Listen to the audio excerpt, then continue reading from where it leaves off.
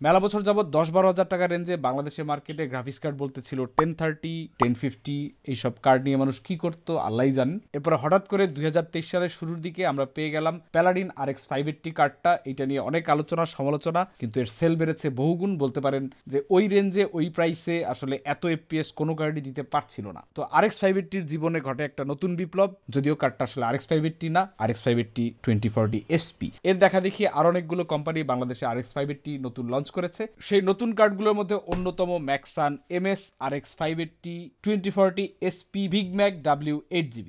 W শুনে বুঝতে পারছেন কার্ডটা হোয়াইট। এই কার্ডটা বাংলাদেশের গরিব গেমারদের মধ্যে নতুন কোনো আশার আলো সঞ্চার করবে নাকি সূর্যাস্তের মতো মিলিয়ে যাবে সেটা আমরা বুঝতে পারবো এই ভিডিওর শেষে গিয়ে। আপনাদের সাথে আছি আমি অনন্য জামান, আপনারা দেখছেন জিপিইউ টেস্টার বাংলাদেশ।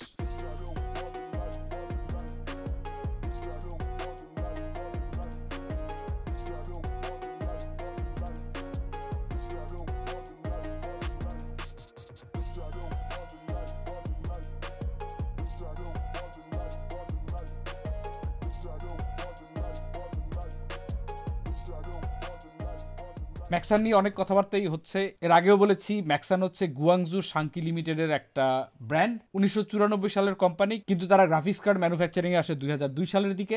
দীর্ঘদিন ধরে তারা এনভিডিয়ার পার্টনার হিসেবে কাজ করে আসছে। এছাড়াও তাদের AMD, ইন্টেল, মাইক্রোসফটের কোম্পানির সাথেও পার্টনারশিপ রয়েছে। ম্যাক্সান গ্রাফিক্স কার্ড বাদেও মাদারবোর্ড, র্যাম, SSDর মতো কম্পোনেন্টগুলো তৈরি করে থাকে। যাই হোক, ম্যাক্সান MS RX 580 2040 SP big Mac W8GB এই কার্ডটার দাম বাংলাদেশে 11,800 টাকা। এটা বাংলাদেশে অফিসিয়াল ইম্পোর্ট করেছে computerimporter.com এবং তারা এটার অফিসিয়াল ওয়ারেন্টি প্রোভাইড করছে 3 ইয়ার্স।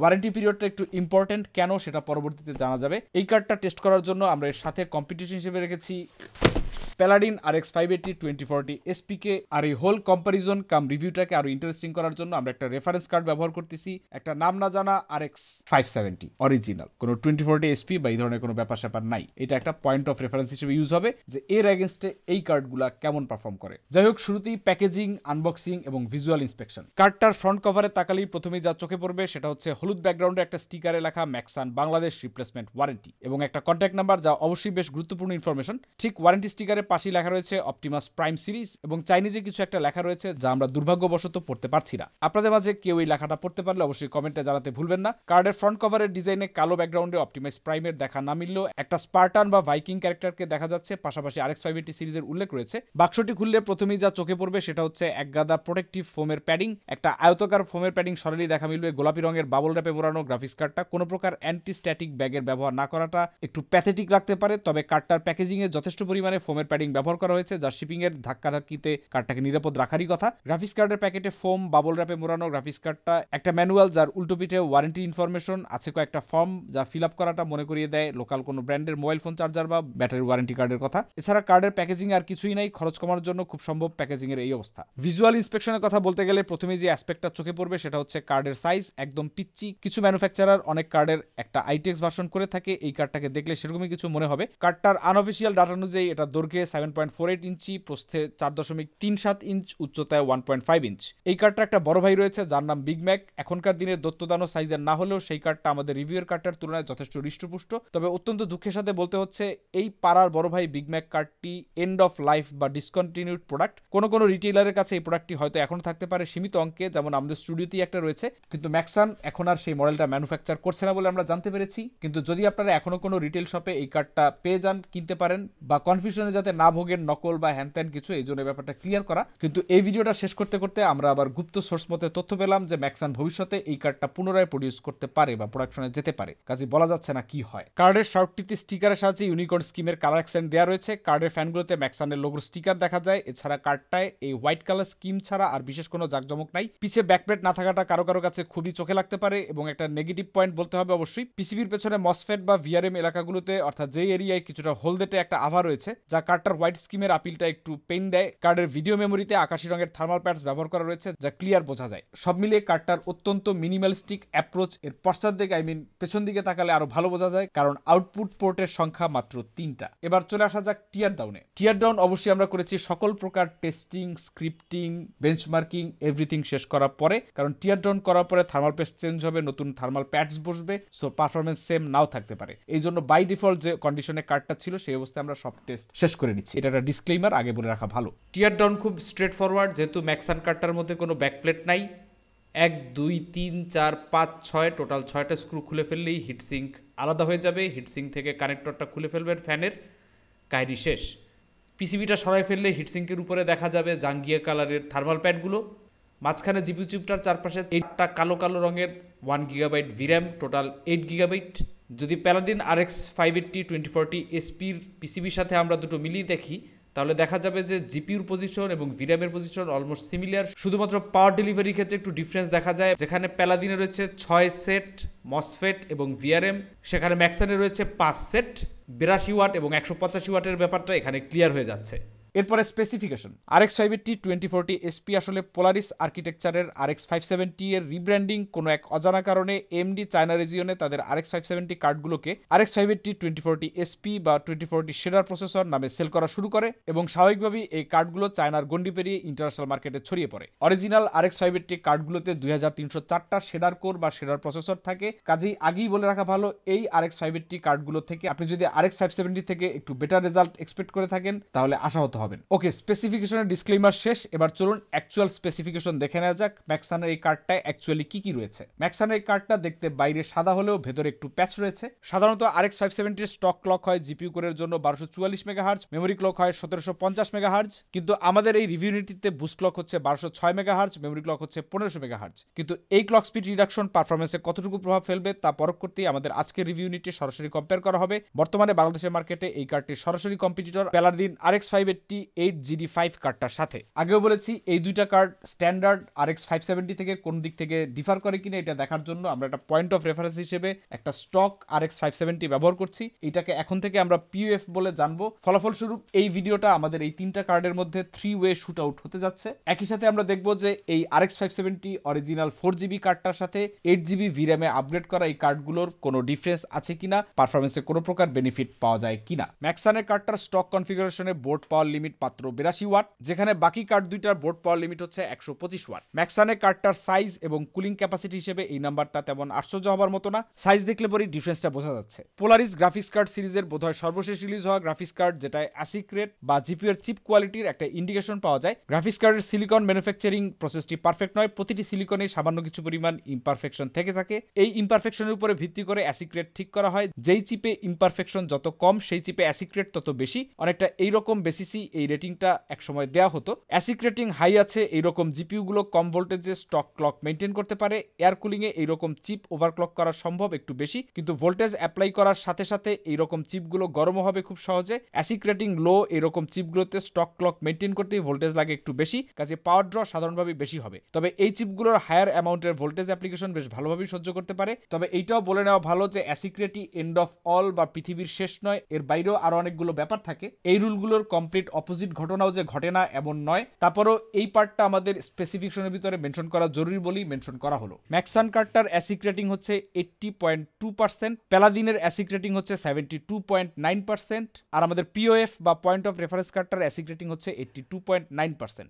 চলে যাচ্ছি রিভিউয়ের পরের অংশে, অর্থাৎ পারফরম্যান্স টেস্টে। আপনাদের সাথে আছি আমি বদিউজ্জামান, আপনারা দেখছেন জিপি টেস্টার। ইন্ট্রো একবার দেওয়া হইলো দূর। এনিওয়ে, চলুন আমরা পারফরম্যান্স টেস্টের জন্য কোন টেস্ট সিস্টেমটা ব্যবহার করছি সেটার ডিটেলটা একটু দেখে নেওয়া যাক। আজকের এই 3-ওয়ে জিপিইউ ব্যাটেলে যে টেস্ট সেটআপটা ব্যবহার হচ্ছে সেটার প্রসেসর হিসেবে আমরা ব্যবহার করেছি AMD Ryzen 5 5600। প্রসেসরটাকে সামান্য PBO ওভারক্লক করা হয়েছে 4.65 GHz এ। র‍্যাম হিসেবে ব্যবহার করা হয়েছে Kingston Fury Beast 3200 MHz এর দুইটা 8GB স্টিক। এই মডিউলগুলোকে ওভারক্লক করা হয়েছে 3600 MHz এ। CPU কুলার হিসেবে ব্যবহার করা হয়েছে ডিপকুলের AK620 কুলারটা। মাদারবোর্ড ব্যবহার করা হয়েছে ASRock এর B550M Pro 4। PSU হিসেবে ব্যবহার হচ্ছে ডিপকুলের PM750D 750 watt 80+ gold rated PSU। তো মোটামুটি একটা আইডিয়া পেয়ে গেছেন যে আমাদের টেস্ট সিস্টেমটা কেমন। আমরা এইখানে ওভার দ্য টপ কোনো টেস্ট সিস্টেম ব্যবহার করি নাই। জনগণের চাওয়া একটা গরিবি সেটআপই আমাদের টেস্টটা হবে, অর্থাৎ যেটা মোর সেন্স মেক করে এই প্রাইস রেঞ্জের গ্রাফিক্স কার্ডগুলোর জন্য। এরপরে চলে যাচ্ছি আমাদের নাম্বার সেকশনে। বেঞ্চমার্কের শুরুতেই আমাদের টেস্টিং মেথোডলজিটা একটু এক্সপ্লেন করা যাক। আমরা টোটাল 5টা সিনথেটিক বেঞ্চমার্ক করেছি যেগুলো খুবই রিলেভেন্ট। এর বাইরে আমরা নতুন পুরনো স্পোর্টস ট্রিপল এ টাইটেলগুলো মিলিয়ে টোটাল 14টা গেম টেস্ট করেছি। ইন গেম পারফরমেন্সের পাশাপাশি ইন গেম বেঞ্চমার্ক টেস্ট করা হয়েছে। প্রতিটা বেঞ্চমার্ক 5 বার করে রান করা হয়েছে, তারপরে অ্যাভারেজ যেটা করা হয়েছে সেখান থেকে আমরা নাম্বারগুলো ফাইনালি নিয়েছি। রেজাল্টগুলোর চার্ট এবং সাইড বাই সাইড কম্পারিজনের যে ফুটেজ রয়েছে সেগুলো আপনাদের সামনে প্রেজেন্ট করা হবে। 14টা গেমে টোটাল 5 বার করে 5 14 70 এবং 5টা সিনথেটিকে 5 5 25 95টা এবং এই হোল সেটটা 3 বার করে রান করার পরে 285 এবং এর সাথে আপনার এরর কারেকশন, ফুটেজ কালেকশন সব মিলায় টোটাল 450 বেশি রান আমরা এইখানে কমপ্লিট করেছি শুধুমাত্র এই ভিডিওটা তৈরি করার জন্য। এবং আগেই বলেছি এটা পিসি বিল্ডার বাংলাদেশের জন্য নতুন কিছু নয়, জাস্ট রিসোর্স, সময়, সুযোগের অপেক্ষা। যাই হোক, এইসব গরিবের দুঃখের কথা তেনা পেঁচিয়ে আর লাভ নেই, চলুন নেক্সট সেকশনে চলে যাওয়া যাক, রেজুলেশন এবং সেটিংস। এটা এমন একটা সেকশন যেখানে আমরা অনেকগুলো কামানের গোলা খাওয়ার রিস্কে রয়েছি, বাট এক্সপ্লেন করে নেওয়া জরুরি। RX 570 এই কার্ডটাকে আমরা কোনো 1440p বা 4K তে টেস্ট করি নেই। কেন করি নেই? এই জন্য অবশ্যই আমাদেরকে ফাঁসি দেওয়া উচিত অথবা পাহাড়ের কোণা থেকে ঠেলে ফেলে দেওয়া উচিত। কিন্তু বাস্তব অর্থে RX 570 এমন একটা কার্ড এমন বাজেটে আসে সেটা দিয়ে 1440p গেমিং বা 4K গেমিং কোনোটাই আপনার তেমন একটা ফিজিবল না। কেন সেইটা আমরা যখন পারফরমেন্স টেস্টে যাব তখন আপনারা আরো বিস্তারিত বুঝতে পারবেন। বাট ইন জেনারেল বলে নিচ্ছি যে এই টেস্টগুলো আমরা 1440p বা 4K তে করি নেই। পিসেট হিসেবে গেম ভেদে আমরা মিডিয়াম, লো বা হাই পিসেট ব্যবহার করেছি। সিঙ্গেল প্লেয়ার গেমগুলোতে 60 fps বা তার কাছাকাছি পারফরমেন্স মেনটেন করা যদি সম্ভব হয় সেই জন্য নেটিভ 1080p এবং FSR আপস্কেলার যদি থাকে সেটা ব্যবহার করা হয়েছে, আলাদা আলাদা টেস্ট করা হয়েছে। FSR 2 এর ক্ষেত্রে আমরা ব্যবহার করেছি কোয়ালিটি প্রিসেট, FSR 1 এর জন্য আমরা ব্যবহার করেছি আলট্রা কোয়ালিটি প্রিসেট। যদিও কিছু কিছু গেমে মাল্টিপল API যেমন DirectX 11, 12 সাপোর্ট থাকলে সেই ক্ষেত্রে কোন API-টির বেটার পারফর্ম করে সেটাও টেস্ট করা হয়েছে। আর গেম যদি এক্সক্লুসিভ ফুল স্ক্রিন সাপোর্ট করে সেক্ষেত্রে সেটাও ব্যবহার করা হয়েছে। আরেকটা ডিসক্লেমার দিয়ে রাখা ভালো, ইন গেম ক্যাপচারের সময় আমরা AMD রিলিফ ব্যবহার করেছি সেম সিস্টেমে রেকর্ড করার জন্য। পারফরমেন্স অ্যাকচুয়াল পারফরমেন্স থেকে কিছুটা ভ্যারি করবে। অন স্ক্রিন যে ফুটেজগুলো আপনারা দেখতে পারবেন সাইড বাই সাইড সেখানে এনকোডার বিজি থাকার কারণে গেম টু গেম পারফরমেন্স 2 থেকে 5 FPS পর্যন্ত ডিফার করতে পারে। সো সেটা একটা অ্যাকসেপ্টেবল মার্জিন বলেই মনে করি। তবে আমাদের চার্টগুলোর জন্য যে বেঞ্চমার্ক পাসগুলো করা হয়েছে সেখানে এটা অ্যাপ্লিকেবল নয়, সেখানে আপনি এক্সাক্ট নাম্বারগুলোই পাবেন। প্রথমে সিনথেটিক বা পলিথিন বেঞ্চমার্ক দিয়ে শুরু করা যাক, যেগুলো শুধুমাত্র একটা আইডিয়া বা নাম্বার জেনারেট করার জন্য আমরা টেস্টগুলো করে থাকি, কিন্তু এগুলো অ্যাকচুয়াল রিয়েল লাইফে কেউ ব্যবহার করে না বা সকাল বিকাল বসে বসে কেউ বেঞ্চমার্ক উপভোগ করে না। This are just to separate the cards, কোনটা কি পরিমাণ পারফর্ম করতে পারে, কোনটার হার্ডওয়্যারের পাওয়ার কতটুকু। শুধুমাত্র গিকরা যারা তাদের হার্ডওয়্যার সম্পর্কে একটা পরিষ্কার আইডিয়া চান, কোন লেভেলে আমি আছি বা এখান থেকে একটু পুশ করা যায় কিনা, তাদের ক্ষেত্রেই সিনথেটিক বেঞ্চমার্কগুলো কাজে লাগে। বাট ওভারঅল কার্ডগুলোর পারফরমেন্স এবং পারফরমেন্সের গ্যাপ কতটা, এগুলো হার্ডওয়্যার কি পরিমাণ পুশ করতে পারে এটা বোঝার জন্য সিনথেটিক বেঞ্চমার্কগুলো খুবই ইউজফুল। 3D মার্কের DirectX 11 based performance test fire strike দিয়ে শুরু করা যাক। বলে রাখা ভালো যে ফায়ার স্ট্রাইকের গ্রাফিক্স টেস্ট 1 খুবই টেসেলেশন হেভি, এর পাশাপাশি এতে ভলিউমেট্রিক ইলুমিনেশন ব্যবহার করা হয়েছে এবং গ্রাফিক্স টেস্ট 2 তে কমপ্লেক্স স্মোক সিমুলেশন করা হয়েছে যা জিপিইউ এর কম্পিউট শেডার ব্যবহার করে থাকে এবং এতে ডাইনামিক পার্টিকেল ইলুমিনেশন ব্যবহার করা হয়েছে। ফায়ার স্ট্রাইকের ওভারঅল স্কোরের দিকে তাকালে আমরা দেখতে পাই যে ম্যাক্সানের কার্ডটা দ্বিতীয় স্থান অধিকার করেছে। তবে গ্রাফিক্স টেস্টের FPS দেখতে গেলে তিনটি কার্ডের মাঝে পার্থক্য খুব সামান্যই। স্রেফ গ্রাফিক্স টেস্ট 2 তে আমরা point of reference RX 570 4GB কার্ডটি সামান্য এগিয়ে রয়েছে দেখতে পাচ্ছি। স্পেসিফিকেশন দেখার সময় আমরা নোটিস করেছিলাম যে ম্যাক্সানের কার্ডটার clock speed out of the box কিছুটা কম। প্যালাদিন এবং POF 4GB কার্ড দুইটার ক্লক স্পিড একই, পার্থক্য হচ্ছে ভিডিও মেমোরির সাইজে। কিন্তু মজার বিষয় হচ্ছে এই টেস্টে প্যালাদিন কার্ডটার স্কোর সবচেয়ে কম। এর কারণটা আমাদের সিনথেটিক বেঞ্চমার্কের শেষে ব্যাখ্যা করা যাবে। ফায়ার স্ট্রাইক ছিল 1080p বেঞ্চমার্ক, এবারে 1440p এর দিকে যাওয়া যাক। ফায়ার স্ট্রাইক এক্সট্রিম 1440p রেজলিউশনের পাশাপাশি এতে থাকা ভিজুয়াল ইফেক্টস গুলো আরো ইন্টেন্সলি অ্যাপ্লাই করে, যার সাইড এফেক্ট রেজাল্টের দিকে তাকালেই বোঝা যায়। ফিজিক্স স্কোর যা কিনা সিস্টেমে শুধু CPU টেস্ট করে থাকে, সেই টেস্টটা বাদে সব টেস্টের রেজাল্ট ম্যাসিভ ভাবে ড্রপ করেছে। FPS এর দিক থেকে সবকটি কার্ডের পারফরমেন্স খুবই কাছাকাছি, তাই ডিসাইসিভ ভাবে উইনার সিলেক্ট করাটা একটু ডিফিকাল্ট, কারণ এদের মাঝে পার্থক্য অতি সামান্য। মার্জিন অফ এরর বললে খুব একটা ভুল হবে না। 1440p রেজলিউশনের পরে এবার 4K এর পালা। ফায়ার স্ট্রাইক আলট্রা টেস্টটা এক সময়ের হাই এন্ড এবং মাল্টি জিপিইউ সেটআপগুলোর জন্য টেস্ট করার জন্য ব্যবহার করা হতো, তবে এখনকার হাই এন্ড কার্ডগুলোর জন্য এই টেস্টটা একেবারেই পানি ভাত। AMDর পোলারিস আর্কিটেকচারটি এখনো হাই এন্ডে কম্পিট করেনি, তাই এই কার্ডগুলোর থেকে 4K রেজলিউশনে মডার্ন গেমিং এ খুব একটা রেজাল্ট আশা করা ঠিক না। ফায়ার স্ট্রাইক আলট্রার রেজাল্টে সেই কথারই প্রতিফলন দেখা যাচ্ছে। কার্ড তিনটা একটা আরেকটির মার্জিন অফ এররের মধ্যেই পারফর্ম করছে, তবে হারজিতের দিকে তাকালে POF বা পয়েন্ট অফ রেফারেন্স AMD কার্ডটা এগিয়ে, ম্যাক্সান সেকেন্ডে, প্যালাদিন কার্ডটা থার্ড বা শেষ পজিশনে রয়েছে। এবারে DirectX 12 API এর কিছু বেঞ্চমার্কের পালা, চলুন দেখি কি হয়। টাইমস্পাই DirectX 12 এর প্রথম সারি কিছু বেঞ্চমার্কের মধ্যে অন্যতম। এই বেঞ্চমার্কটায় অ্যাসিক কম্পিউট, এক্সপ্লিসিট মাল্টি অ্যাডাপ্টার এবং মাল্টি থ্রেডিং এর মতো বেশ কিছু ফিচারের ইমপ্লিমেন্ট করা হয়েছে। গ্রাফিক্স টেস্ট 1 এ অনেক ট্রান্সপারেন্ট কন্টেন্টের পাশাপাশি শ্যাডোজ এবং টেসেলেশন ব্যবহার করা হয়েছে, ছোট পার্টিকেলের ব্যবহার এই বেঞ্চমার্কটায় রয়েছে। টাইমস্পাই স্যুটের ওভারঅল স্কোরের দিকে তাকালে আমরা সেই একই চিত্র দেখতে পাই। কার্ড তিনটার পারফরমেন্সে তেমন কোনো তফাৎ নাই। FPS ব্রেকডাউনের দিকে যদি যাই, সেই একই ব্যাপার। আমাদের POF কার্ডটি সবচেয়ে এগিয়ে, ম্যাক্সান কার্ডটি দ্বিতীয়তে, প্যালাদিন কার্ডটা সবার শেষে, তবে এদের মাঝে পারফরমেন্স ডিফারেন্স অনেকটা চুলচেরার মতোই। টাইমস্পাই এক্সট্রিমে 4K রেজলিউশনের পাশাপাশি পাশাপাশি রেগুলার টাইম স্পাইতে থাকা ইফেক্টগুলো আরও ডায়াল আপ করা হয়। RX 570 বা 580 কখনোই 4K রেজোলিউশনের কার্ড ছিল না এবং টেস্ট রেজাল্টে আমরা সেটাই দেখতে পাচ্ছি। ওভারঅল স্কোর 2000-এর নিচে চলে এসেছে। FPS ব্রেকডাউন করলে আমরা দেখতে পাচ্ছি যে ম্যাক্সান ও প্যালাডিনের কার্ড দুইটা গ্রাফিক্স টেস্ট 2তে ডাবল ডিজিট স্কোরে পৌঁছাতে ব্যর্থ হয়েছে। POF কার্ডটা কোনো মতে ডাবল ডিজিটে পৌঁছায়, অনেকটা আমাদের ক্রিকেট টিমের মতো অবস্থা। টাইম স্পাই এক্সট্রিম টেস্টে রিলিজ হওয়ার টাইম পিরিয়ডে হয়তো এটা বেশ বড় অ্যাচিভমেন্ট হলেও 2024 সালের কনটেক্সটে এটা খুবই নগণ্য, কারণ র্যাস্টার গ্রাফিক্সের গন্ডি পেরিয়ে এখন রে ট্রেসিং বা পাথ ট্রেসিংয়ের জমানা চলছে। এবার আসছি কার্ড তিনটার স্কোর বা পারফরমেন্সের রহস্যভেদে। আমরা যদি আন্ডার স্ট্রেসে কার্ড তিনটার ক্লক স্পিডের দিকে একটু লক্ষ্য করি, প্যালাদিনের কার্ডটা কোনো এক অজানা কারণে অতিরিক্ত ভোল্টেজ ড্র করে এবং দ্রুতই তার টিডিপি লিমিটে পৌঁছে যায় এবং এরপরে ক্লক স্পিড থ্রটল করা শুরু করে। কাগজ কলম অনুযায়ী প্যালাদিনের কার্ডটার প্রত্যেকটা টেস্টই হাই মার্জিনে জেতার কথা, কারণ এই কার্ডটার পয়েন্ট অফ রেফারেন্স কার্ডটার মতো ভিরাম হ্যান্ডিক্যাপ যেমন নাই, একই রকম ম্যাক্সান কার্ডটার থেকে এটার ক্লক স্পিড অন পেপার বেশি। বাট ইঞ্জিনিয়ারিং ফ্লয়ের কারণে আমরা কিন্তু সেই রেজাল্টটা দেখতে পেলাম না। সিনথেটিক টেস্টিং শেষ, এবার চলুন অ্যাকচুয়াল গেম টেস্ট করা শুরু করা যাক। নতুন বোতলে ভালভের পুরনো সেন্সেশন কাউন্টার স্ট্রাইক 2, একটা স্পোর্টস টাইটেল যেটার গ্রাফিক সেটিংগুলো 1080p রেজলিউশনের, ক্যারেক্টার মডেল কোয়ালিটি হাই কোয়ালিটিতে সেট করে, বাকি সকল প্রকার গ্রাফিক্যাল ইফেক্টসের কোনোটাই ডিজেবল না করে লো বা মিডিয়ামে সেট করে আমরা প্র্যাকটিস মোডে আইকনিক ডাস্ট 2 ম্যাপে 5টি বটের এগেনস্টে গেম প্লে টেস্ট করেছি। এটা একটা কম্পিটিটিভ গেম।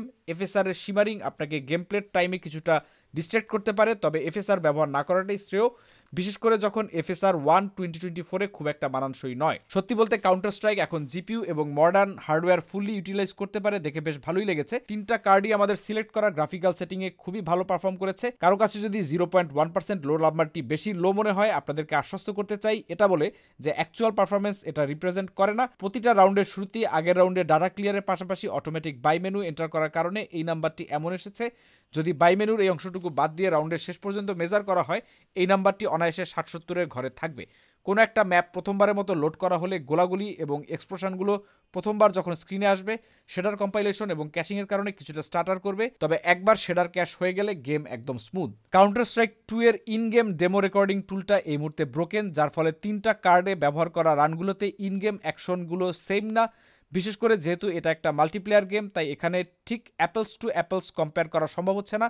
তবে 4GB কার্ডে হায়ার গ্রাফিক সেটিংয়ে কিছু মাইনর পারফরমেন্স ইস্যু দেখা যেতে পারে। কম্পিটিটিভ মাল্টিপ্লেয়ার বা স্পোর্টস টাইটেলগুলোতে গ্রাফিক্যাল ফিডেলিটির চেয়ে বেটার পারফরমেন্সের সাথে স্মুথনেস প্রায়োরিটাইজ করাটাই বুদ্ধির কাজ হবে।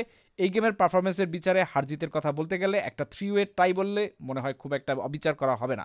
এবারে চলে আসছি গরিবের ফ্রি ফায়ার ফোর্টনাইটে। এপিক গেমসের গোল্ডেন গুজ ফোর্টনাইট গেমটির পারফরমেন্স ব্রেকডাউনে।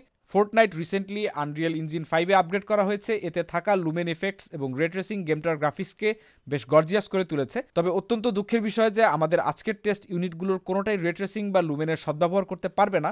স্ক্রিন রেজুলেশন 72%-এ সেট করে অন্যান্য গ্রাফিক সেটিংগুলোকে লো থেকে মিডিয়ামে সেট করে আমরা ঝাঁপিয়ে পড়ি ব্যাটেল রয়্যাল মোডে। অন্য যে কোনো অনলাইন কম্পিটিটিভ মাল্টিপ্লেয়ার গেমের মতো এক্ষেত্রেও আমাদের কম্প্যারিজনে স্ক্রিনে থাকা অ্যাকশনগুলো একটা রান থেকে অন্যটাতে র্যাডিক্যালি ডিফারেন্ট, তাই আমাদের বেঞ্চমার্ক নাম্বারগুলোকে একটা পারফরমেন্স ইন্ডিকেটর হিসেবে মনে করাটাই বেটার হবে। তিনটি গ্রাফিক্স কার্ডই ফোর্টনাইট বেশ ভালোভাবেই খেলা যাবে, তবে 120 হার্জ বা হাই রিফ্রেশ রেট মেনটেন করা পসিবল হবে না। ডোটা 2 ভ্যালোরেন্টের মতো গেমগুলোতে সেটিংসগুলো সামান্য অ্যাডজাস্ট করলেই তিনটা কার্ডই খুব ভালোভাবে খেলা যাবে।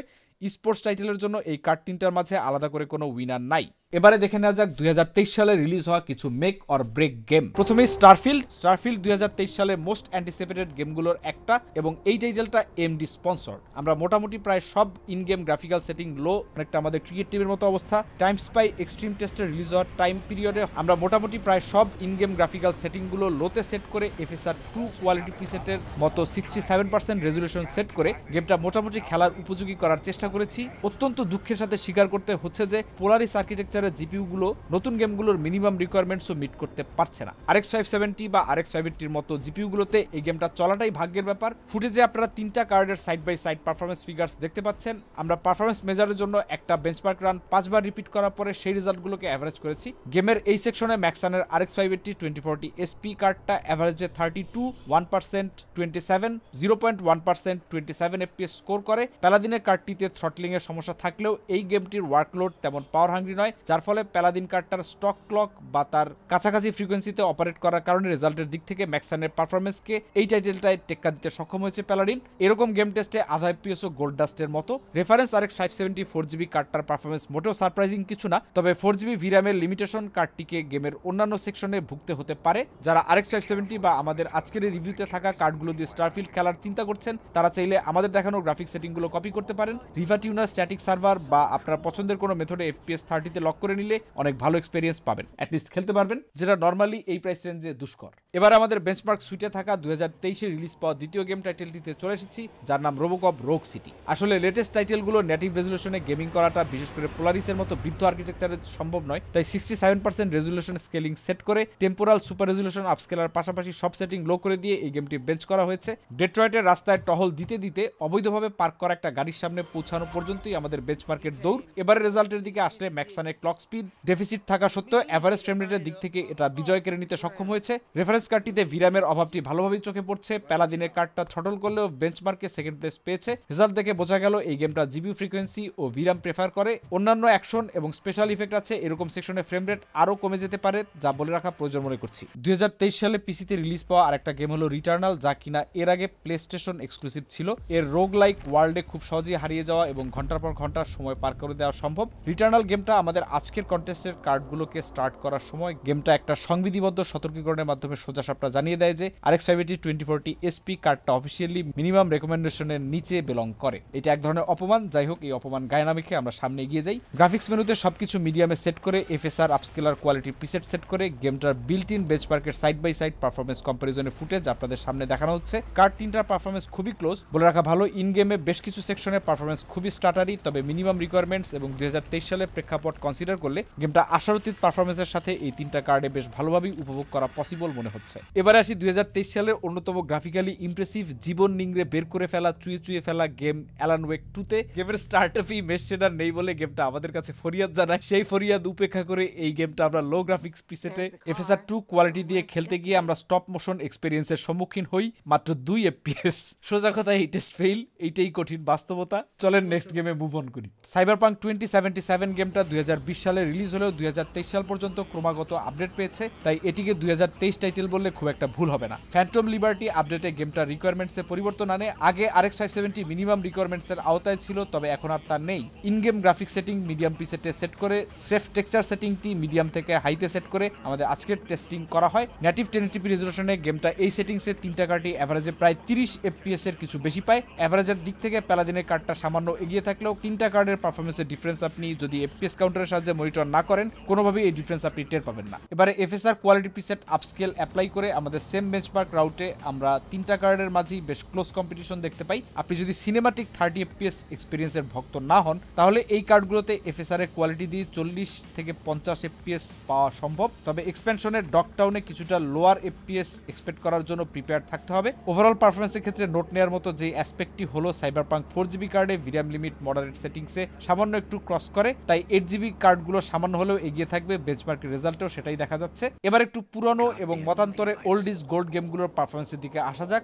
ডাইং লাইট 2 রেড রেসিং এর ফ্যান্টাস্টিক ইমপ্লিমেন্টেশনের জন্য একসময় বেশ জনপ্রিয় ছিল। গেমটি DirectX 11, DirectX 12 এবং DirectX 12 আলটিমেট এই তিনটা টিয়ারের API সাপোর্ট করে থাকে। মিডিয়াম প্রিসেটের 1080p নেটিভ রেজে পারফরমেন্স টেস্ট শেষে আমরা দেখতে পাচ্ছি এভারেজে তিনটা কার্ডই 50 এর ঘরে স্কোর করে। এবার সেম সেটিংসে DirectX 12 এর টেস্ট করলে পারফরমেন্স কিছুটা কমে যায়। ম্যাক্সান, প্যালাদিন এবং রেফারেন্স কার্ড তিনটা এভারেজে যথাক্রমে 45, 47 এবং 48 FPS স্কোর করে। ম্যাক্সানের ক্লক স্পিড ডেফিসিট, প্যালাডিনের থ্রটলিং এবং গেমটি মিডিয়াম সেটিংসে তেমন ভিডিও মেমোরি হাংরি না হয় রেফারেন্স কার্ডটা সামান্য এগিয়ে থাকে। API এর দিক থেকে এই গেমে DirectX 11 পারফরমেন্সের জন্য অন্তত পোলারিস আর্কিটেকচারের জন্য বেস্ট। এবার সেই সেম মিডিয়াম সেটিং প্রিসেটে FSR আপস্কেলিং এর কোয়ালিটি প্রিসেট এনাবল করে আমরা অবশেষে এভারেজে FPS এর ঘরে 60 এর চেহারা দেখতে পাই। FSR quality preset 1080p resolution effectively 720p তে রেন্ডার করে, তবে নেটিভ 720p এর চেয়ে FSR এনাবল করে খেলাটা অনেক গুণে ভালো স্মুথ পারফরমেন্স পাওয়া যায়। এই গেমের DirectX 12 ইমপ্লিমেন্টেশন বেশ ইন্টেন্সিভ, যার প্রমাণ আবারও পেলাম রেজাল্টে ওভারঅল FPS ফল করাতে।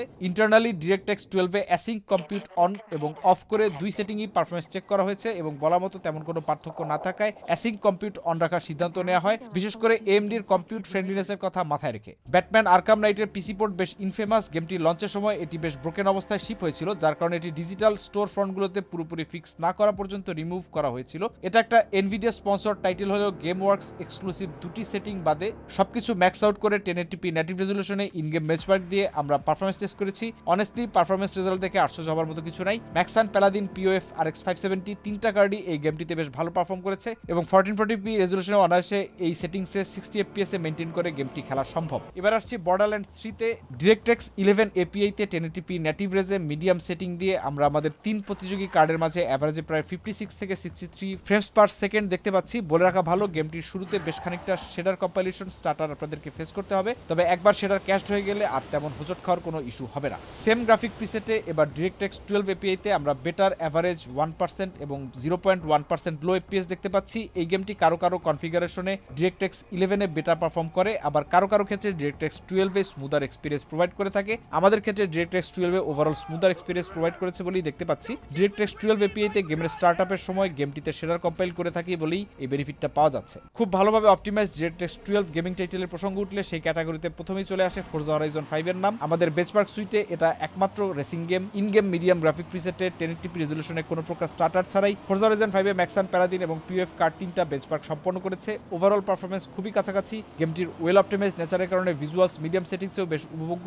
এভারেজ ফ্রেম রেট সবকটি কার্ডের 66 থেকে 70 fps পর্যন্ত। কাজে এই রেজাল্টকে টাই বললে মনে হয় খুব একটা দোষ হবে না। এবারে চলে যাচ্ছি আরেকটা প্লেস্টেশন এক্সক্লুসিভ গেম যেটা শেষমেশ পিসিতে পোর্ট হয়েছে, Horizon Zero Dawn কমপ্লিট এডিশনে। Post apocalyptic open world setting এ এই আরপিজি গেমটিকে আমরা ইন গেম অরিজিনাল পিসেটে 1080p রেজলিউশনের প্রথমে টেস্ট করি। আপনারা দেখতে পাচ্ছেন যে এই সেটিং এবং রেজলিউশনে গেমটা সবসময় 60 fps ধরে রাখতে পারছে না, 50 ঘড়ি ওঠানামা করছে। ওভারঅল রেজাল্টের দিকে তাকালে আমরা দেখতে পাচ্ছি ম্যাক্সান বাদে বাকি দুইটা কার্ড এভারেজে 60 fps ছুঁয়েছে, তবে POF RX 570 কার্ডটা ভিরাম স্বল্পতার আভাস দিচ্ছে। 4GB কার্ডগুলোতে কিছু ভিরাম ইন্টেন্সিভ এরিয়াতে স্টার্টার এক্সপিরিয়েন্স করতে হচ্ছে। গেমটির শেডার কম্পাইলেশন এবং এলওডি বা ড্র ডিস্টেন্স ইস্যু রয়েছে, যার কারণে বেশ খানিকটা পপিন আমরা দেখতে পাচ্ছি। সেম ইন গেম প্রিসেটে যদি আমরা FSR আলটিমেট ব্যবহার করি তাহলে আমাদের আজকের কন্টেস্ট্যান্ট তিনটা কার্ডই বেশ ভালোভাবে 60 fps এর গন্ডি পার করে। POF কার্ডটিকে বাদ দিলে প্যালাডিন এই রাউন্ডটিতে এর থ্রটলিং লিমিটেশন থাকা সত্ত্বেও ভালো রেজাল্ট শো করেছে।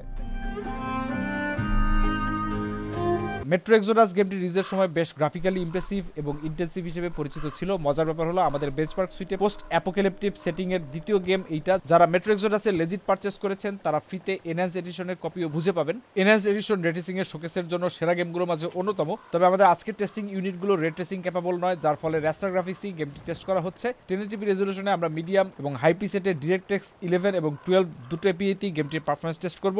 শুরুতেই DirectX 11 এ মিডিয়াম প্রিসেটে টেস্ট করছি। On screen side by side কম্পারিজনে আপনারা দেখতেই পাচ্ছেন যে POF কার্ডটিকে বাদ দিলে ম্যাক্সান এবং প্যালাদিনের পারফরমেন্সে তেমন কোনো তফাৎ দেখা যাচ্ছে না। স্ক্রিন ক্যাপচার চলছে বলে ম্যাক্সান কার্ডটির TDP লিমিট টাচ করে ফেলে, এই কারণে ফুটেজে কিছুটা থ্রটলিং আপনাদের নজরে আসবে, কিন্তু অ্যাকচুয়াল গেম প্লের সময় এমনটা ঘটবে না। 5টি বেঞ্চমার্ক পাস শেষে কার্ড তিনটার টোটাল পারফরমেন্সে ব্রেকডাউন করলে এদের মাঝে এভারেজ FPS এ তেমন কোনো তফাৎ নাই বললেই চলে। DirectX 12 এর টেস্টিং এর রেজাল্ট দেখলে প্রথমেই চোখে পড়বে সেটা হচ্ছে মিনিমাম এবং এভারেজ ফ্রেম রেট সামান্য একটু ইমপ্রুভ হয়েছে, তবে ম্যাক্সিমাম ফ্রেম রেট সামান্য কমেছে। অর্থাৎ DirectX 12 এ গেম প্লে এক্সপেরিয়েন্স DirectX 11 এর চেয়ে সামান্য একটু স্মুদার হবে। অন্তত পোলারিস কার্ডগুলোর জন্য এটা অবশ্যই প্রযোজ্য। সুখে থাকতে ভূতে কিলায় কিংবা কিউরিওসিটি কিল দ্য ক্যাট এই প্রবাদ বাক্য মেনে হঠাৎ কেন জানি মনে হলো গেমটা একটু হাই সেটিংসে খেলা যায়। তবে ফ্রেম রেটের অবস্থা দেখে বোঝা গেল ইন গেমের লোকেশন এবং অনস্ক্রিনে থাকা গ্রাফিক্যাল ইফেক্টসের উপরে ভিত্তি করে আমাদের ফ্রেম রেট বিলো সিনেম্যাটিক এক্সপেরিয়েন্সের 30 থেকেও অনেক নিচে চলে যাচ্ছে। মিনিমাম ফ্রেম রেট সবকটি কার্ডই 20 এর নিচে। অ্যাভারেজের অবস্থাও বেশ কাহিল। 3টি কার্ডের রেজাল্ট এসেছে 35 থেকে 37 FPS এর মাঝেই। কার্ডের ওভারক্লক বা ওভারঅল স্ট্যাবিলিটি টেস্টিং এর জন্য অবশ্য এই প্রিসেটটি বেশ ভালো একটা টেস্ট। এবারে DirectX 12 এ এই গেমটা হাই গ্রাফিক্স প্রিসেট টেস্ট করা পালা। DirectX 12 এই প্রিসেটে গেমটির জন্য তেমন কোনো মিরাকল দেখাতে পারলো না। পারফরমেন্সের ইমপ্রুভমেন্ট আগের মতোই অতি সামান্য। পোলারিস আর্কিটেকচারের জন্য মেট্রো এক্সোডাসের হাই প্রিসেট প্রেফারেবল না। মিডিয়াম প্রিসেটে DirectX 11 বা 12 দুইটা এপিআই এর মাঝে আপনার যেটা খুশি সেটাতেই সেট করতে পারবেন, এক্সপিরিয়েন্সে তেমন কোনো ব্যাঘাত ঘটবে না। দেখতে দেখতে আমরা আমাদের গেম বেঞ্চমার্কের একদম শেষ পর্যায়ে চলে এসেছি। শ্যাডো অফ দ্য টুম রাইডার সিরিজের সর্বশেষ ইনস্টলমেন্ট। এটা DirectX 11, DirectX 12 এবং রে ট্রেসিং এর পাশাপাশি ইন্টেলের XeSS সাপোর্ট করে। আমাদের এই টাইটেলটিতে 1080p নেটিভ রেজলিউশনে মিডিয়াম এবং হাই সেটিংসে দুটি এপিআইতে গেমটি টেস্ট করেছি। প্রথমেই চলে আসছি মিডিয়াম সেটিংসে। DX 11 এর রেজাল্টে তিনটা কার্ডের মাঝে দারুণ কম্পিটিটিভ রেজাল্ট আমরা দেখতে পাচ্ছি। এভারেজে 3টি কার্ডের রেজাল্ট 60 এর বেশি, অর্থাৎ মিডিয়াম সেটিংসে গেমটি এই কার্ডগুলোতে বেশ ভালোভাবে খেলা যাবে। কোনো প্রকার গ্রাফিক্যাল সেটিংয়ে কম্প্রোমাইজ না করে আমরা আরেকটু বেশি পারফরমেন্স কি পেতে পারি? এই প্রশ্নের উত্তরটা আমরা পেলাম যখন আমরা গেমটা টেস্ট করলাম DirectX 12 এপিআই দিয়ে। দিয়ে DX12 এ সুইচ করার পরে আমরা আমাদের টেস্টিং পাসগুলো কমপ্লিট করে রেজাল্ট প্রসেস করার পরে দেখতে পেলাম যে মিনিমাম এবং অ্যাভারেজ FPS এ ইমিডিয়েট ইমপ্রুভমেন্ট হয়েছে। আমাদের টেস্টিং সুটের গেমগুলোতে নেহাত ডেভেলপারদের গার্বেজ ইমপ্লিমেন্টেশন না হলে কিছু ইমপ্রুভমেন্ট পাওয়াটাই স্বাভাবিক। এবারে দেখি খুব লো ইম্প্যাক্টে ইমেজ কোয়ালিটি কিছুটা ইমপ্রুভ করা যায় কিনা। এবারে হাই গ্রাফিক্স প্রিসেট অ্যাপ্লাই করে আমরা পারফরমেন্সে ইম্প্যাক্ট অবজার্ভ করি। মিডিয়াম থেকে হাই প্রিসেটে সুইচ করার পরে আমাদের পারফরমেন্সের ইম্প্যাক্ট খুব সামান্যই হয়। তাই আপনারা চাইলে এই গেমটি হাই প্রিসেটেও খেলতে পারেন, আবার যারা আনকম্প্রোমাইজ পারফরমেন্স চান তারা মিডিয়ামেই খেলতে পারেন, কেননা হাই এবং মিডিয়াম সেটিংস দুটোতেই গ্রাফিক্স আহামরি খুব একটা তফাৎ এমনটা চোখে পড়েনি। এটা ছিল আমাদের DX11 এপিআই তে করা টেস্ট পাসের রেজাল্টস। এবারে এপিআই সুইচ করার পালা। DX12 এবং হাই প্রিসেট এই গেমটার জন্য অনেকটাই ম্যাজিকের মতো কাজ করেছে। অনেস্টলি বলতে আপনি যদি পোলারিস RX 570 বা RX 580 গ্রাফিক্স কার্ডে এই গেমটি খেলতে চান, DirectX 12 এবং হাই প্রিসেট আপনার জন্য রিকমেন্ডেড সেটিং হওয়া উচিত। তো এই দিয়ে শেষ হলো আমাদের অত্যন্ত লম্বা, লেংদি, পেইনফুল বেঞ্চমার্ক স্যুট। এখানেই কি শেষ? না, চলুন এবার একটু ওভারক্লকিং পটেনশিয়াল নিয়ে ঘাটাঘাটি করা যাক। ম্যাক্সানের কার্ডটির কোর ক্লকের স্টক 1206 মেগাহার্জ থেকে 1400 মেগাহার্জে আমরা ওভারক্লক করতে সক্ষম হই। মেমোরি ক্লক 1500 মেগাহার্জ থেকে 1750 মেগাহার্জে পুশ করা হয় খুব সহজেই, কেননা এই কার্ডে হাইনিক্স মেমোরি ব্যবহার করা হয়েছে যা বেশ ওভারক্লক ফ্রেন্ডলি। সত্যি কথা বলতে কার্ডটি হয়তো আরো কিছুটা পুশ করা সম্ভব, কিন্তু কার্ডের কুলিং এবং বোর্ডের পাওয়ার লিমিটের কথা চিন্তা করে 1400 মেগাহার্জে আমরা সেটেল করি। প্রথমে আমরা 1050 মিলিভোল্টে ভোল্টেজ সেট করে মেট্রো এক্সোডাস বাদে সবকটি গেমই স্টেবিলিটি পেয়েছি। ভোল্টেজ বাড়িয়ে 1100 মিলিভোল্টে দিতেই সব রকম স্টেবিলিটির সমস্যা চলে গেল। হ্যাপি মিডিয়াম হিসেবে আমরা শেষমেশ 1075 মিলিভোল্টে সেটেল করলাম। বলে রাখা ভালো যে ওভারক্লকিং সম্পূর্ণই সিলিকন লটের উপর নির্ভর করে। আমাদের স্যাম্পলটি যেরকম ফ্রিকোয়েন্সি হিট করতে সক্ষম হয়েছে, অন্য কোনো স্যাম্পল হয়তো এই ফ্রিকোয়েন্সি হিট করতে নাও পারে, কিংবা এর থেকে হায়ার ফ্রিকোয়েন্সিতে সেটেল করলেও অবাক হওয়ার কিছু থাকবে না। এখন স্টক ভার্সাস ওভারক্লক পারফরমেন্সের কিছু কম্পারিজন আপনাদের সামনে তুলে ধরা যাক। প্রথমেই সাইবারপাঙ্ক 2077 গেমটিতে টেস্ট সেটিংস আগের মতোই 1080p medium setting preset. High টেক্সচারের পাশাপাশি আমরা নেটিভ রেজে টেস্ট না করে সরাসরি FSR কোয়ালিটি সেটিংসে টেস্ট করেছি, কেননা আমরা এভারেজ 60 FPS টার্গেট অ্যাচিভের চেষ্টা করছি। আপনাদের হয়তো খেয়াল আছে স্টক স্পিডে ম্যাক্সানের কার্ডটির পারফরমেন্স ছিল এভারেজে 45 ফ্রেমের মতো। ওভারক্লক করার পরে সেই এভারেজ বেড়ে দাঁড়ায় 51-তে, অর্থাৎ ওভারক্লক থেকে আমরা 12% পারফরমেন্স ইনক্রিজ দেখতে পাচ্ছি এই টাইটেলটায়। আমরা আরো বেশ কিছু টাইটেলে ওভারক্লক পারফরমেন্স টেস্ট করেছি। ডাইং লাইট 2 গেমটা DirectX 11 এপিআই দিয়ে নেটিভ রেজে টেস্ট করে এভারেজের দিক দিয়ে ম্যাক্সান কার্ডটির স্টক পারফরমেন্সের থেকে প্রায় 8% ইমপ্রুভমেন্ট পাওয়া গিয়েছে। সেম গ্রাফিক প্রিসেটে FSR কোয়ালিটি আপস্কেলিং ইউজ করে আমরা আবারও 8% পারফরমেন্স গেইন করেছি। স্টক বনাম ওভারক্লক পারফরমেন্স টেস্টের নেক্সট টাইটেলটি হচ্ছে মেট্রো এক্সোডাস। DX12 এবং মিডিয়াম সেটিংসে আমরা ম্যাক্সান কার্ডটিতে average frame rate almost 12% increase দেখতে পাচ্ছি ওভারক্লকিং থেকে। শ্যাডো অফ দ্য টুম রাইডার হচ্ছে আমাদের ওভারক্লক টেস্টিং সেটের লাস্ট গেম। DX12 এপিআই এবং হাই প্রিসেটে আমরা ম্যাক্সান কার্ডটার স্টক পারফরমেন্স থেকে আবারও প্রায় 12%-এর মতো ইনক্রিজ দেখতে পাচ্ছি। এখানে আমরা একটা ক্লিয়ার প্যাটার্ন পেলাম যে কার্ডটা 1400 মেগাহার্জ কোর ক্লকে ওভারক্লক অবস্থায় টাইটেল ভেদে 8 থেকে 12% পারফরমেন্স ইমপ্রুভমেন্ট পায়। তবে এই ইমপ্রুভমেন্ট আসছে হায়ার ফ্যান স্পিড এবং পাওয়ার ড্রয়ের সাথে। যারা সেফ থাকতে চান তারা ম্যাক্সানের কার্ডটির ভোল্টেজ বা পাওয়ার ড্রতে কোনো প্রকার হাত বা পা না দিয়ে কোর ক্লক 1250 মেগাহার্জে সেট করলে কোনো প্রকার লংজিভিটি বা ইনস্টেবিলিটির সম্মুখীন হবেন না। তবে সাথে এটাও মেনশন করা উচিত যে ওভারক্লকিং ম্যানুফ্যাকচারের ওয়ারেন্টির আওতার বাইরে, এবং আপনি ওভারক্লক করলে সম্পূর্ণ দায় আপনার নিজের। অন্য কার্ডগুলো ওভারক্লক দেখানো হয়নি, কারণ সেই কার্ডগুলোতে সেম ক্লক স্পিডে সেম পারফরমেন্সই পাওয়া যাবে। POF কার্ডটা 1400 মেগাহার্জে ওভারক্লক হয়, তবে প্যালাদিন কার্ডটা 1300 মেগাহার্জে বেশিতে স্টেবল করা একটু টাফ হবে। গেম পারফরমেন্স টেস্ট শেষ। এবারে টেম্পারেচার, পাওয়ার ড্র এবং ফ্যান নয়েজ। কার্ডের টেম্পারেচার, ফ্যান নয়েজ এবং পাওয়ার ড্র এই তিনটি সাবজেক্ট একটি আরেকটির সাথে সম্পৃক্ত। প্রথমে দেখে নিচ্ছি কার্ডগুলোর আইডল এবং ফুল লোডে লম্বা সময় রান করার পরে রেকর্ডেড হাইয়েস্ট টেম্পারেচার। ম্যাক্সানের কার্ডটি ওভারক্লকড অবস্থায় আমরা একটা খুব অ্যাগ্রেসিভ কাস্টম ফ্যান কার্ভ ব্যবহার করেছি, যে কারণে স্টকের টেম্পারেচারের সাথে ওভারক্লকড ফিগারের নাম্বারগুলো সরাসরি কম্পেয়ার করা যাবে না। এই কার্ডগুলো কোনোটাতেই ফ্যান স্টপ ফিচারটি নেই, তাই আইডল টেম্পারেচারেও কার্ডগুলোর সবচেয়ে লোয়েস্ট ফ্যান স্পিডের উপরে নির্ভর করে। POF কার্ডটা আইডল অবস্থাতেও 20%-এর মতো ফ্যান স্পিডে ফ্যানগুলো রান করতে থাকে। তার উপর শীতকাল বলে এর আইডল টেম্পারেচার কম এসেছে। কার্ডের কুলারগুলোকে যদি রেট করা লাগে তাহলে প্যালাদিনের কুলিং ইজিলি 1 নাম্বার স্পটটি পাবে। এই কার্ডের কুলিং খুবই চমৎকার। সত্যি কথা বলতে 125 ওয়াটের লোড নিয়ে 20%-এর মতো ফ্যান স্পিডে এই কার্ডের কুলারটির টেম্পারেচার 60 ডিগ্রি সেলসিয়াস মেনটেন করতে পারে, যা চমৎকার। ফ্যান নয়েজের কথা যদি বলতে হয়, আইডলে আমাদের টেস্ট বেঞ্চে থাকা CPU কুলার ডিপকুল AK620 এর নয়েজ প্রোফাইল এই কার্ডের ফ্যান থেকে বেশি। প্যালাদিনের কার্ডটা অলমোস্ট সাইলেন্ট বলতে পারেন। কার্ডটার ভিবায়োস এবং লোড লাইন ক্যালিব্রেশনের ওভার কম্পেনসেশনের কারণে কার্ডটা আন্ডার পারফর্ম করে, যেটা আমাদের মতে ম্যানুফ্যাকচারার এন্ড থেকে একটা ক্রাইমের মতো। ম্যাক্সানের বিগ ম্যাক হোয়াইট কার্ডটার কুলিং মডারেট বললে খুব একটা ভুল হবে না। বর্তমান গ্রাফিক্স কার্ডের জমানায় এটা এন্ট্রি লেভেল বা লো প্রোফাইল কার্ডের অথবা ITX ভ্যারিয়েন্টের মতোই কুলিং ক্যাপাবিলিটি রাখে। ম্যাক্সানের কার্ডটা out of the box operating voltage অনেক কম। কুলিং এবং কার্ডের ওভারঅল প্রোফাইলের কথা মাথায় রেখে কার্ডটার ডিফল্ট বোর্ড পাওয়ার লিমিট মাত্র 82 ওয়াটে সেট করা হয়েছে, যেখানে বেশিরভাগ কার্ডের ক্ষেত্রেই এই লিমিট হচ্ছে 125 ওয়াট। জেড বিমানের মতো কোনো সাউন্ড এই কার্ডের কুলিং থেকে পাবেন না। ওভারক্লক যদি করার ইচ্ছা থাকে সেক্ষেত্রে কার্ডের ফ্যান কার্ভটি একটু অ্যাগ্রেসিভ ভাবে সেট করাটাই বুদ্ধিমানের কাজ। POF কার্ডটির কুলিং নিয়ে তেমন বলার কিছু নাই। এই কার্ডটা 2019 সালে মাইনিং বুম শেষ হওয়ার পরে বিভিন্ন মাইনিং ফার্মগুলো যখন তাদের ইনভেন্টরিতে থাকা কার্ডগুলো ম্যাচ ডাম্পিং করছিল, সেই সময় আমাদের চ্যানেলের তৎকালীন বেঞ্চমার্ক ম্যান এই কার্ডটা কিনেছিলেন। অনেকেই মনে করেন যে মাইনিং করা কার্ড টিকে না, কিন্তু এই কার্ডটা আজ অব্দি টিকে আছে। আউট অফ দ্য বক্স এই কার্ডটার ফ্যান সেটিং খুবই মডারেট ভাবে সেট করা আছে, যেটা আপনারা সাইড বাই সাইড কম্পারিজনগুলো দেখলে পরই পরিষ্কারভাবে বুঝতে পারবেন। পাওয়ার ড্রয়ের দিক, 3টি কার্ডের মাঝে ফুল লোডে থেকে টেস্টেড কার্ডগুলোর মাঝে ম্যাক্সান 1 নম্বরে ফুল লোডে এই কার্ডটার পাওয়ার কনজাম্পশন সবচেয়ে কম। প্যালাদিন কার্ডটা 50% বেশি পাওয়ার ড্র করে থাকে। এছাড়াও স্ক্রিন চার্টে আইডল অবস্থায় থাকা মনিটর রিফ্রেশ রেট অনুযায়ী কার্ড 3টার পাওয়ার ড্র 4 আকারে দেয়া আছে। পোলারিস জিপিইউ গুলো 75 হার্জের বেশি রিফ্রেশ রেটের মনিটরগুলোতে স্ট্যাবিলিটির জন্য মেমোরি ক্লক রেইজ করে, যার ফলে আইডলে পাওয়ার কনজাম্পশন বেড়ে যায়। তবে ম্যাক্সান এবং প্যালাদিন এই দুইটা কার্ডের জন্য একটা কমন ক্রিটিসিজম হচ্ছে যে এই কার্ডগুলোতে নেই কোনো ফ্যান স্টপ এবং নেই কোনো ভিআরএম টেম্পারেচার সেন্সর। খুব সম্ভবত কস্ট কাটিং করার জন্য এই মেজারগুলো নেওয়া হয়েছে, যার ফলে আমরা মসফেট বা ভিআরএম এর টেম্পারেচার আপনাদেরকে দেখাতে পারছি না। বাংলাদেশের কম্পিউটার মার্কেটে এন্ট্রি লেভেলের কার্ডগুলোর মধ্যে এই RX 580 2040 SP কার্ডগুলো বলতে পারেন ভ্যালুর দিক থেকে আনবিটেবল। ম্যাক্সানের এই কার্ডটা যেমন 11,800 টাকায় পাওয়া যাচ্ছে 3 বছরের ওয়ারেন্টি সহ। এই প্রাইস রেঞ্জে এইরকম পারফরমেন্স আপনি আর কোনো কার্ড থেকেই পাবেন না। অনেকক্ষণ যাবত অনেক নাম্বার শুনে যারা প্যাচ খেয়ে গিয়েছেন, যাদের মাথায় আর কিছু কাজ করছে না এবং সোজা বাংলায় জানতে চাচ্ছেন যে কোন কার্ডটা আমার নেওয়া ঠিক হবে, প্রথমে ম্যাক্সান RX 580 2040 SP কথা যদি বলা হয় তাহলে বলতে হবে এই কার্ডটার পাওয়ার ড্র কম, কিন্তু পারফরমেন্স প্যালাদিনের মতো অলমোস্ট সিমিলার, যদিও প্যালাদিন এর থেকে প্রায় 40-30% বাড়তি পাওয়ার ড্র করে থাকে এবং অবশ্যই সেটা প্যালাদিন RX 580 2040 SP এর ভি বায়োস লিমিটেশনের কারণে। বিশেষ করে ম্যাক্সানের এই কার্ডটা যখন একটা হোয়াইট ভার্সনে আসছে, যারা 50,000 টাকার আশেপাশে একটা হোয়াইট বিল্ড করতে চান তাদের জন্য এই কার্ডটা একটা সিম্পল চয়েস। সর্বশেষ আমরা যখন প্যালাদিন RX 580 2040 SP রিভিউ করেছিলাম, সেদিন থেকে আজকে পর্যন্ত প্যালাদিন নিয়ে হয়েছে অনেক কাহিনী, গড়িয়েছে অনেক জল। যেমন আমরা ম্যাক্সান RX 580 2040 SP টেস্ট করার সময় আমরা ঘেটে দেখছিলাম কোথায় কোথায় প্যালাদিন RX 580 2040 SP অ্যাভেলেবল, কি দামে রয়েছে এবং এর ওয়ারেন্টি পলিসি কি।